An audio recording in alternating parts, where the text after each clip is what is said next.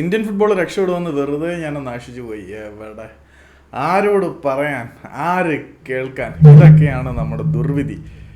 All India football ഫെഡറേഷൻ്റെ നിർണായക തീരുമാനം അനുസരിച്ച് ഓവർസീസ് ഇന്ത്യൻ സിറ്റിസൺസിന് വേണ്ടിയിട്ട് ഇന്ത്യൻ സൂപ്പർ ലീഗിൽ ഒരു കോട്ട സിസ്റ്റം ഏർപ്പെടുത്താൻ പോകുന്നതായിട്ട് നിങ്ങളും ഞങ്ങളും എല്ലാം നന്നായിട്ട് കേട്ടിട്ടുണ്ടായിരുന്നു.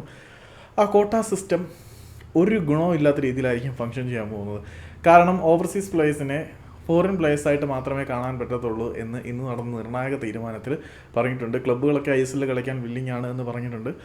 ഞാൻ ജിമ്മിൽ പോയിട്ട് വന്നിട്ടേ ഇന്ന് മുതൽ ആരെ ചത്താലും കൊന്നാലും പ്രോപ്പറായിട്ട് അൺഇൻറ്ററപ്റ്റഡ് ഫ്ലോ ഓഫ് കണ്ടന്റ് ഉണ്ടായിരിക്കും.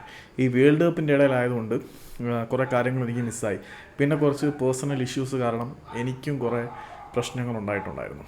പക്ഷേ ഇനിയിപ്പം എന്ത് വന്നാലും ഫേസ് ചെയ്യാൻ ഒരു മൈൻഡ് സെറ്റിലേക്ക് ഞാൻ തന്നെ വന്നിട്ടുണ്ട്. So I am preparing for my redemption. അതിന് ആരെ ചത്തിട്ടായാലും കൊന്നിട്ടായാലും അങ്ങനെയൊക്കെ തന്നെ പോവും. എടേ, ഓവർസീസ് ഇന്ത്യൻ സിറ്റിസൻസിനെ വേണമെങ്കിൽ നിങ്ങൾ വിളിച്ച് കളിപ്പിച്ചോളൂ, പക്ഷേ അവരെ ഫോറിൻ പ്ലേയേഴ്സായിട്ട് മാത്രമേ കൺസിഡർ ചെയ്യാൻ പറ്റത്തുള്ളൂ എന്നാണ് ഓൾ ഇന്ത്യ ഫുട്ബോൾ ഫെഡറേഷൻ്റെ തിട്ടൂരം.